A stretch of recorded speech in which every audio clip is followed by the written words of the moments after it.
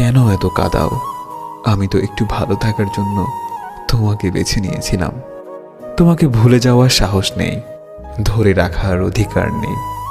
তোমাকে শুধু ভালোবাসি, কারণ ভালোবাসায় অনুমতির প্রয়োজন নেই। হাজার কষ্টের মাঝেও যদি কেউ তার ভালোবাসার মানুষকে মনে রাখতে পারে, তাহলে সে মানুষটি তাকে সত্যিকার অর্থে ভালোবাসে, তাকে কখনো ভুলতে পারে না।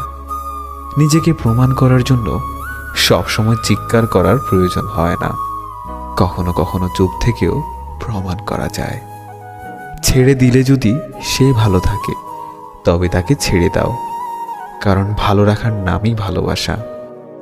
যখন একা থাকার অভ্যাস হয়ে যায়, ঠিক তখনই সৃষ্টিকর্তা কিছু মানুষের সন্ধান দেন।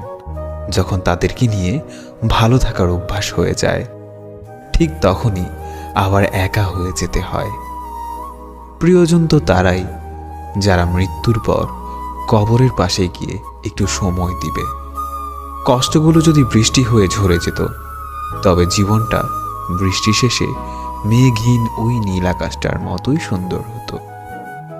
চিন্তা কখনো কষ্ট ছিনিয়ে নিতে পারে না, বরং আজকের আনন্দ ছিনিয়ে নেয়।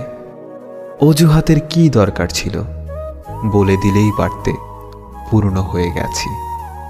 মাঝে মাঝে মন খারাপেরও কোনো কারণ পাই না, কারণ পাই না একাকিত্বেরও। শুধু বুঝতে পারি আমি ভালো নেই। এই শহরে বাঁচতে হলে পাক্কা অভিনয় জানতে হবে। কষ্টের সাথে যাদের বসবাস, রাতটা তাদের জন্য যে কি কষ্টের, সেটা শুধু তারাই জানে। সব ভালোবাসার ছোঁয়া দিয়ে হয় না, সব ছোঁয়াতে ভালোবাসা রয় না। কিছু ছোঁয়া মনকে ছুঁয়ে যায়, কিছু ছোঁয়া আধারকে।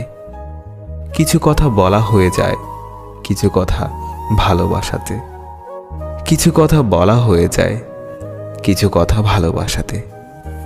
আমাকে অনেকেই চেয়েছে, শুধু চাইনি সে যাকে আমি চেয়েছিলাম।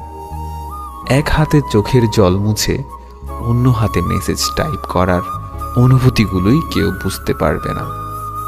চোখ থেকে অশ্রু ঝরার কারণটি মন থেকে সহজে মুছে ফেলা যায় না। বিদায় জিনিসটাই কষ্টকর, হোক সেটা ক্ষণিকের অথবা চিরতরে। সারাদিন কষ্টগুলো বুকের মাঝে চেপে রাখলেও রাতে যেন কোনোভাবেই ঠেকানো যায় না। বুক ফেটে কষ্টগুলো বের না হলেও চোখ দিয়ে বের হয়ে আসে অশ্রু। জীবনে এমন একটা মানুষ চাই, যাকে আমি চোখ বন্ধ করে